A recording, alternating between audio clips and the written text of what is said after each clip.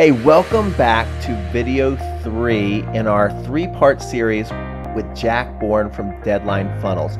Now today, Jack is going to reveal something he created called the Tactical Triangle. This is our 3rd video in a 3-part series, so if you missed video 1 and video number 2, you're not going to want to miss it because Jack Bourne is an online marketing expert.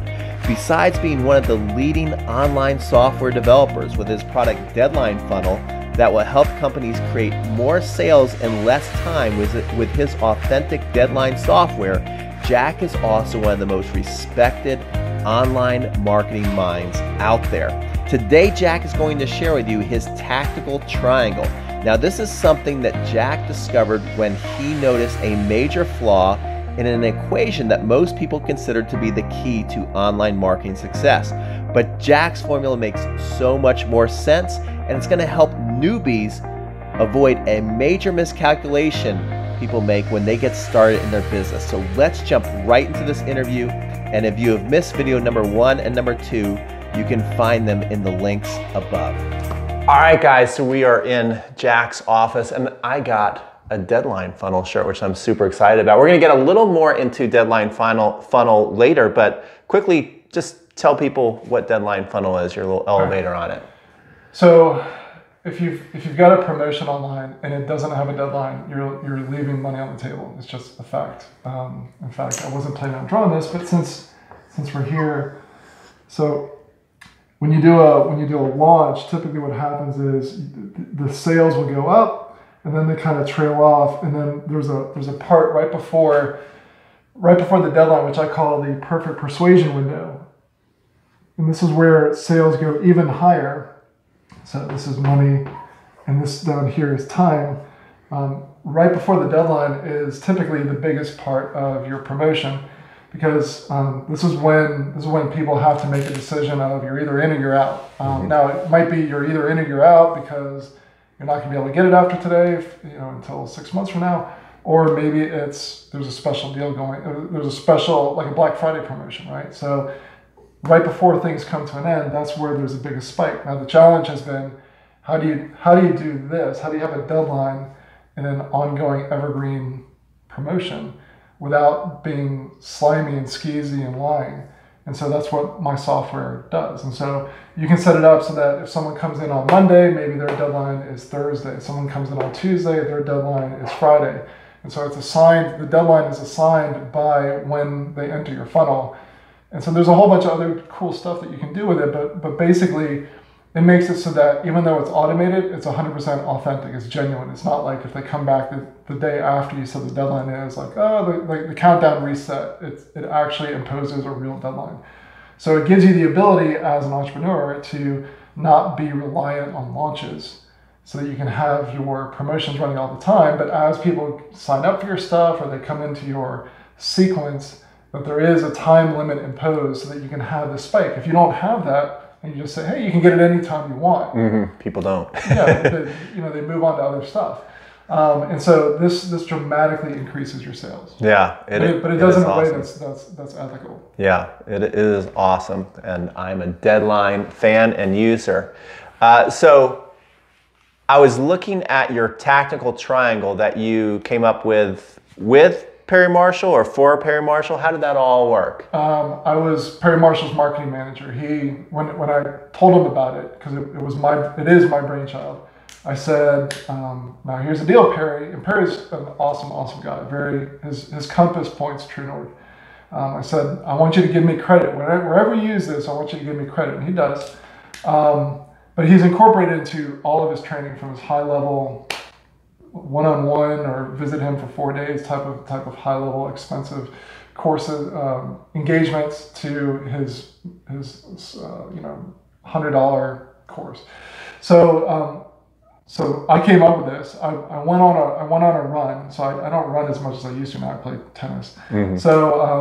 So I went on a run, and it just kind of appeared to me. Some of my best ideas come when I'm not thinking about them, which is something that apparently is pretty common. Yeah. You think about something, and then if you give yourself space to just let your subconscious solve it for you, that's usually when something comes to you. So at the time, the concept was traffic times conversion equals profit, and it seems to make sense. The higher your conversion is, the more you can convert the traffic, the more money that you make.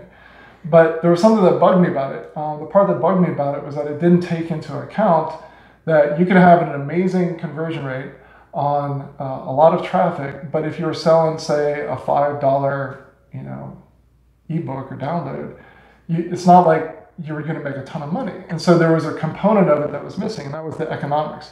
And so what I saw in my mind was a triangle, and you had traffic down here, you have conversion here, and you have economics. And so the idea is that all three of these work together to really build your business. And so no matter where you are in your business, whether you're just launching it or it's been running for some time, you're trying to figure out, like, how do I take it to the next level? You can always come back to a combination or one of these. And in the middle, by the way, is 80-20. So I don't know if I can draw 80-20, I'll try, but that's 80-20. So the whole idea that you can get outsized results from small things. The results that you get in your business aren't equally distributed among all the things that you did. There's a small handful of things that really move the needle. Sometimes you don't know what that is until you look back, but nonetheless, 80-20 is always going on in your business. So what are the small things? Because we never have time to do all the things we want to do. So what are the things that are really going to move the needle? But so what is economics? Economics would be, because I think everyone understands traffic. You need to have people coming in. That could be publicity, that could be Facebook, that could be Google AdWords, it could be free search engine traffic. How many people are coming in and where are they coming from? Conversion is how good of a job does your message do with getting people who are strangers or on the fence, because they might be clients but they're not sure if they should buy this next thing, taking people from on the fence to becoming a client, purchasing. And then economics. So what's the economics part? Because this is really the part that I added, that in the 80-20, and putting this together in a very simple system. So the economics would be things like, first of all, what you price things at. Mm-hmm. So a lot of times, online course creators will find, often after they've been doing it for some time, that by raising their prices, their conversion rate doesn't drop as much as they expected it to. And so the net effect, even if they're getting fewer people in, is that they're making way more money. Okay. There's a balance. If you go from $100 and you raise it to $5,000, you might break something. But going from 100 to 200, you're not going to necessarily cut the number of buyers in half. So the net result is you've made more money. Economics is not just what you price your stuff at, but by the way, a significant number of online entrepreneur, or any entrepreneur, most people underprice their stuff. That's just, so step number one, raise your prices when possible. Other part of economics would be things like a bump offer or an upsell, or what are you offering on the back end after the fact. So those are ways that you can take a one-time purchase and make it bigger. So every time you go to McDonald's, the thing they ask is, do you want fries with that? So that times however many hundreds of millions of transactions they do a day, enough people say, sure, add fries, and boom, now you've added more revenue. So they haven't gotten more people. Conversion rate in this example would be how many cars driving down the road pull over and decide to spend money at McDonald's.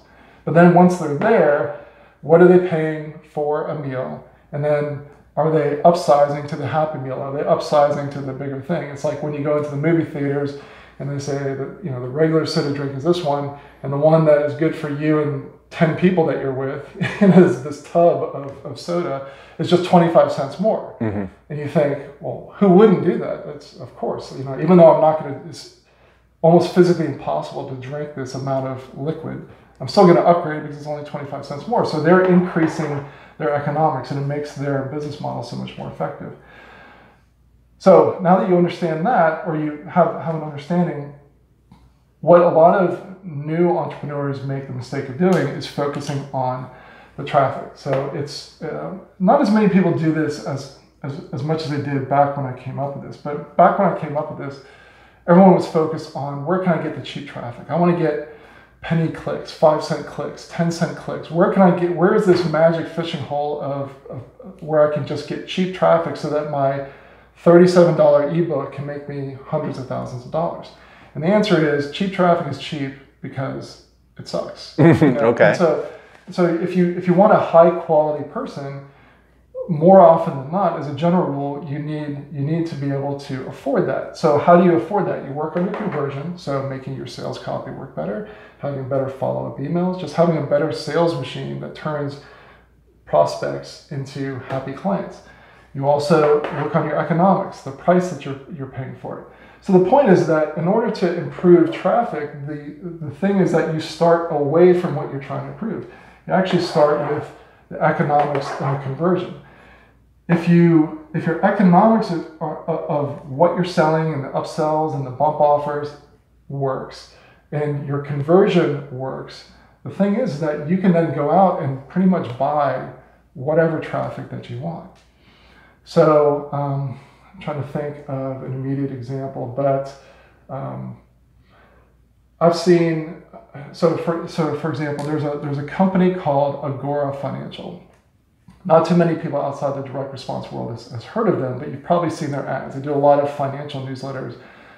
And so they'll have ads all over the place. And once you visit one of their sites, you're retargeted and you see their ads all the time. So they will sell investment newsletters, and frequently they will actually lose money on the first transaction because they know their numbers, like it's science. And so they're doing so many transactions that they know that what happens shortly after the sale brings them back more money. And so they can afford to go out and spend money in places that other people can't make work because they have their economics figured out. They have the best copywriters in the world. And so they've got really, really powerful sales copy.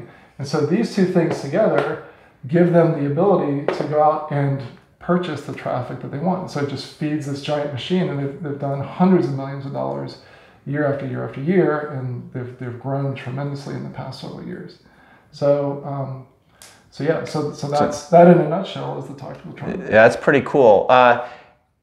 This is really something that spoke to me when I was reading about it. And then the economics is one thing that I have personally kind of struggled with as far as when you get into the paid advertising. And Agora, who you were talking about, we know that I went to one of Todd Brown's seminars for a weekend, and Agora was there, and they said they basically, their back end is so strong that they can afford to be losing money for almost like 3 to 6 months.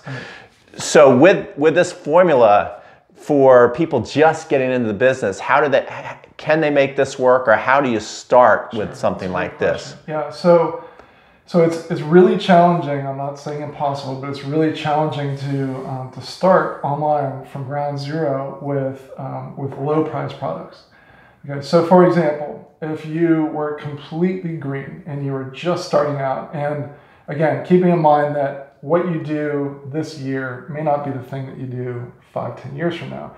But if you're like, I need out of this job, I need something to work this year, what I would recommend doing is finding something that you feel that you're really good at. So for example, let's say that for some reason, even though you don't have experience at it, but something about writing sales copy or email copy just speaks to you, okay?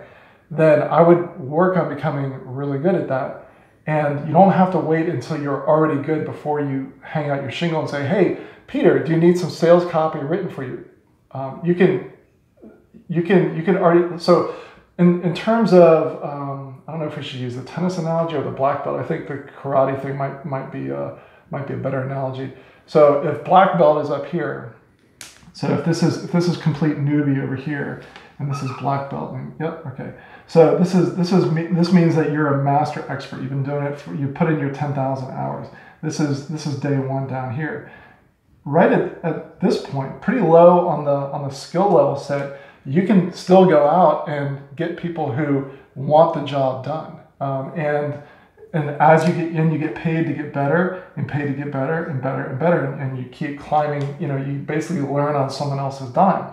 So what are we talking? I'm talking about becoming a consultant. Mm-hmm. Now, maybe that's not as sexy as this idea of the 4-hour work week, but it's a lot more realistic. Why? Because there are plenty of people out there that will gladly pay $1,000 for 10 emails, or $2,000 for 10 emails. It really depends on how good you are, and the more happy clients that you can show, here's the work that I've done, the more you can raise your rates.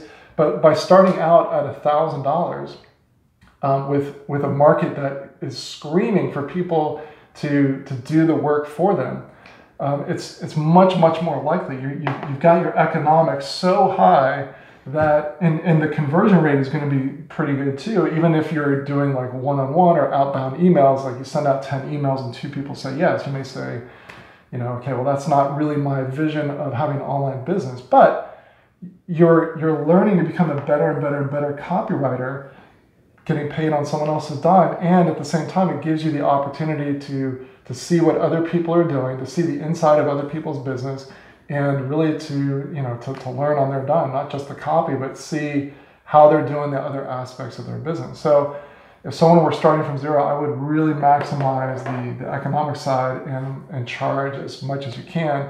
And the best way to do that is saying, I'll do the layout of your landing pages. I'll do the layout of your funnel. I'll redesign your emails. There are all sorts of different things that I'll edit your videos. Mm-hmm. You shoot videos all the time, and I know that Matt does a lot of the editing for you, but if you didn't have a Matt, having the ability to just throw the raw files over the fence and have them come back edited and all pretty with lower third graphics on there and done really nice, that's a dream come true. That's money well spent, because that's time that you don't have to spend. So there's lots of people out there like you who don't have a Matt, that if you're into editing videos, just get really good at editing videos and let that be your way of generating revenue. So one of the best ways to start, what I'm getting what you're saying is not necessarily to go out there and just start and create your own product right away, but to build the skills by going almost one-to-one, business to business, saying, I've got this skill and I'd like to take this off your hands right now. Absolutely. And you were asking me on the ride here, you were asking me, hey, why was it that you worked for Perry for a while? And so at the time, so we could go into the details of how that all came to be, but my main reason to want to do that was, number one, even though I had money coming in, the business was not scaling up. And so I wanted something that was a little bit more reliable. Number two, to me at the time, Perry was at the top of his game and still is. But I really wanted to work under him and figure that I would learn a lot. I would get paid to learn. Right. So I'd be in his business, getting paid to be a master. Yeah, and it's an apprentice. The short version is that to me it was a paid apprenticeship, to be able to see how he did it, see what ask him direct questions, have a one-on-one relationship with Perry. And it was a really unique situation, but those opportunities are out there, even if instead of having one client, you've got multiple clients. But I told Perry right up front, I said, my goal is to network with the people that because one day I'm going to be going back out on my own mm-hmm. to create my own stuff. I'm an entrepreneur, but I'm taking off my entrepreneur hat for whatever time we're working together. Mm-hmm. And I'm gonna learn and absorb as much as I can, network as much as I can, because I will then become an entrepreneur. And I like being totally upfront and transparent with people. And so it was a very good understanding from the get-go that this is an apprenticeship. I thought I was going to be there 9 months. I ended up being there like 6 years. Wow. And he's a really great guy. But eventually the siren song of entrepreneurship was calling, and so. He needed someone fully focused on his business, and I needed to dedicate 100% to what I had going. And so that's where we went separate ways, but we're still friends. Sure. Cool. All right. Awesome.